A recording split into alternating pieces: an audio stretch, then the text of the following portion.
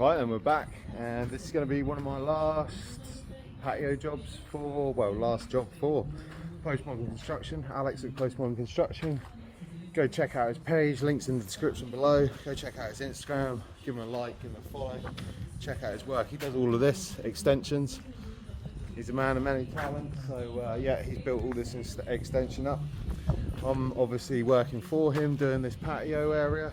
As you can see, all of our block is going to be faced with the same as the finished slab. So we have our slab coming over here, face stuck on the front. We're going for a 1200 by 600 honed grey Indian sandstone, traditionally pointed. But yeah, nice 44 square meters. Got a little shower area down here to do as well for the guys. Nice little recess drain. But yeah, nice straightforward one. Obviously dug the area out. Dug the footings for the block work here. Filled the footings up with concrete. We went about 200 just for this wall. 200 deep on the footings by about 300 wide, 400 wide.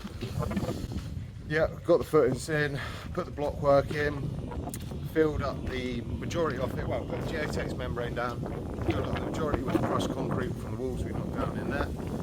And then obviously we just filled it up with some type 1.